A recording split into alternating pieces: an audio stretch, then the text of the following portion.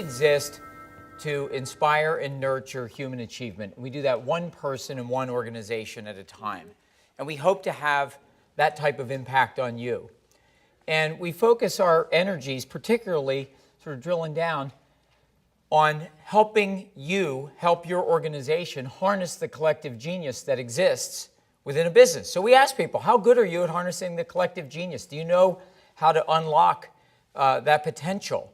And that turns out to be one of the trickiest things, and that's a problem that we're interested in solving.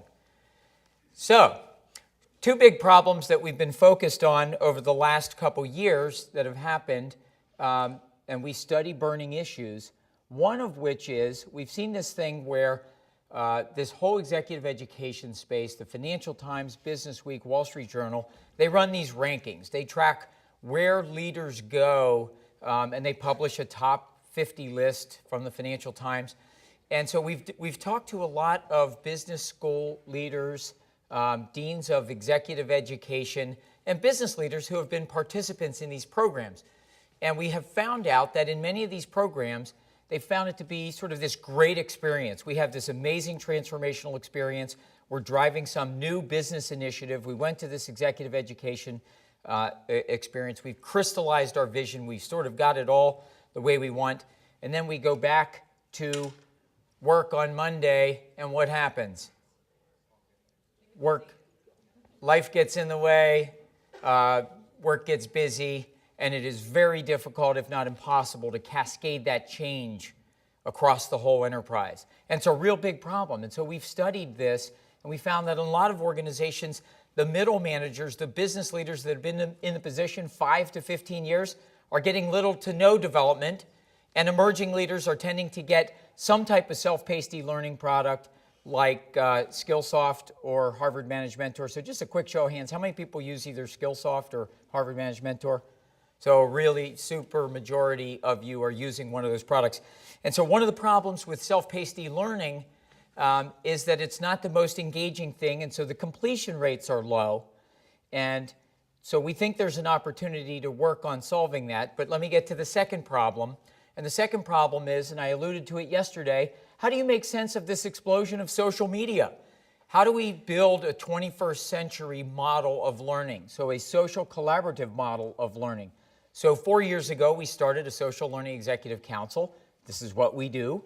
We find your burning issues. We get a group together. We study the problem. We work on a solution. And then we bring it back and share those best practices. So for the last 48 months, we've been meeting with our Social Learning Executive Council. Some of you in this room, many of you in this room are part of that council. Thank you for being helpful. And we built a method and a model for how you move the learning function from being a training provider, where your job is to make courses, study business problems and challenges, work with senior leaders and make a course, to move to becoming a learning enabler. And the reason for that is business change. The pace of change is so fast that no learning function can operate fast enough to build the courses you need to deliver the change needed to run your business. There is no classroom big enough to develop the people, and there is no instructor or person smart enough. So in this world of rapid change, we've got to shift the equation and move from training provider to learning enabler. And so what does that mean? It means that as an enabler, we think about things like creating the conditions and shaping the environment for learning. So if we can do that, we saw examples today, wonderful examples of peer-to-peer learning. If I can create the conditions and shape the environment by giving you platforms, environments, and tools and methods, I can help teach you to fish. So we can teach leaders to teach, and those leaders can cascade that message forward. And maybe even in a perfect world, we could solve that leadership development problem where there are the great experiences and then this whole sort of strategy execution gap where it falls apart. So those are the two big problems. One is this leadership development thing where the senior leaders go one place, business leaders get something else, if anything at all, and emerging leaders get a third product that isn't the most efficacious. And then the second problem, of course, is this social learning and social media, and how do we make sense of a 21st century connected learning model? And so one of the frameworks that we spend a lot of time thinking about is, if you look at sort of the left half of this, it's all about doing things by yourself. And so what we've learned is humans are social beings. In fact, if you listen to some of the conversations from George Siemens on Connectivism, if you heard the happiness lecture on Sunday night, Adam Grant, in every example you hear all of the research and all of the science on how we need to be connected to stay alive. In fact, what it means to be human is about being connected. So it kind of shocked me that I spent 20-some years of my career, started a company called Knowledge Planet. We went on to have millions of users in a learning management system. And I spent my whole life up until 4 years ago building a boring, flat, self-paced e-learning system that you did all by yourself. So every time you went to learning and had an experience face-to-face, you enjoyed it, but now I'm going to ask you to sit at your computer and click. And so the breakthrough that happened in my mind was we got this idea by looking at people. They were using Facebook, and they'd sit on there for 4 hours a day voluntarily, using software voluntarily. I never saw that in my 25 years. So that was kind of a lesson. And now they do Twitter and LinkedIn. And so people love to be connected to people. And that is the learning theory of connectivism underpins that. It's a 21st century model. And so we've spent the last 4 years thinking about that and building a solution and putting the pieces together. So we built a social learning platform. We brought in our software architects, a software learning environment that works within any sort of human capital or talent management platform environment. And the social learning environment is connected together to solve problems, generate and spread ideas, teach and learn, capture and share knowledge. We have partnered with some of those business schools to produce, from some of the best faculty from the best universities, social learning courses. And I'll tell you what they look like. And then we have a method. And so as a member of CorpU, you have access to this platform and this method, and you can just sort of plug out those author experts and plug in your author experts. And we actually have some examples coming up, how they're doing that at MasterCard and Mattress Firm, that I think you'll find interesting. But this is part of membership that we've really pushed hard on over the last year, and I don't think we've done a job telling you all about that. So I want to make sure you know. In the meantime, we've been very busy. So these business schools, the top business schools, so we're working with the folks from Harvard and MIT and Wharton and George Washington University and Georgia Tech and Penn State, the World Economic Forum. And we're working with these folks to reimagine from scratch what it is they have done for the last 100 years or more in a ground-up social collaborative learning way.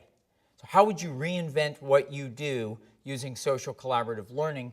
And we worked with them. And what I'll tell you is this. Leadership development as a subset of the talent development business, so we all live in a talent development world in corporate learning. It's about $150, $160 billion industry. Leadership development, interestingly enough, is about $20 billion industry. Almost none of it is done online. It's all done face-to-face. And what we found is that senior leaders don't believe in that self-paced e-learning. They know the completion rates are no good. They buy it because it makes them feel good.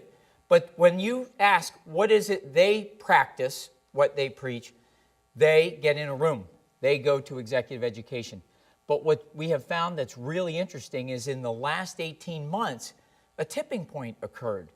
And all of these top business schools that didn't play in any kind of an online space are now aggressively jumping in. So a lot of this was sort of aided by massive open online courses, but they're cranking and they're jumping in, and it's really interesting. So they have various different platforms, but it's also, I find it interesting, is that we've been able to work with them, show them what we've built in a social collaborative learning environment, and now we're running and building courses with all of these folks, and we are obviously on a pace to continue doing that and having great success there. As a member, you now get access to send up to 10 people a year to any of these courses when we run them open, and then we have a whole set of courses that I'll tell you about for learning leaders. But let me just give you one example of a course to give you a sense of how you might reinvent what you might do as a face-to-face program, a leadership program, or a boot camp that you do.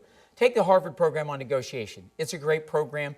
Larry Susskind founded this thing, started it up 30 years ago. They've been running it for 30 years. It works really well. They run it. Here's a couple times they're going to run it. They've been selling this thing out for 30 years. And so What's so great about it? It's the best content, best faculty. It clearly is efficacious. People love that program. It has a phenomenal reputation as a methodology to teach you how to improve negotiation and influence styles that work in any kind of sales, customer service, leadership, or even negotiating world peace. But what doesn't work so well is it's a 3-day workshop. And the question is, can we reimagine a 3-day workshop and do something better? Can we put some stuff before it or after it? Can we change what we do? Can we cause more learning outcome to occur, more learning value added, if we sort of rethought it from scratch? So the question is, if you wanted to build organizational capability from scratch for influence and persuasion and negotiation, how would you do it? So we thought about that, and we thought, first thing, I'd want to get the world's foremost authority on the topic. I'd probably start with that, so that I make sure whatever it is I'm doing, I'm focused on sort of what success looks like and what the best looks like. The next thing is, I'd probably want to, in a connectivist 21st century learning model world, I don't need to fly everybody together. I can't, because of geographic constraints, financial constraints, and time constraints, I can't get them all there. So now I have a brand new opportunity to break it into smaller pieces and ask you to spend maybe 30 minutes a day or 2 or 3 hours a week, and let's go through that experience. Further, I can ask you to watch a piece of the lecture. I can ask you to reflect on that. Maybe read something, a piece, read a case. Jump into a discussion online and discuss the ramifications of that case and what does it mean to us in our company. I can even put in a video lesson from one of our senior leaders who might set the context to frame this whole course around a business problem or a challenge or initiative we're trying to solve. So I can do all that, and so we built a platform, again, you can use as a member. We have a bunch of courses coming out for our members. So if I were to do it again, I'd rethink that whole program on negotiation. I'd build a 5-week course. I would have read, watch, reflect. Here's an example of the platform. I'd have the video, be happy to show you demos. There's a reading from a popular thing, jump into a discussion. There's my live class, so maybe I'd get them together live once a week. So we think about our design for our courses. By the way, 3 hours a week, plus or minus 1, and our courses are 5 weeks long, plus or minus 1. We're doing learning leader courses, business leader courses, emerging leader courses, and we're always sticking with that. And now we have members who are building their own courses, and now with this sort of Lego block architecture, you can start to mix and match and solve your own problems. And that's our goal, which is teach you how to fish, give you the platforms, give you the environments, give you the tools, give you the content, give you the method. Then mix and match these pieces.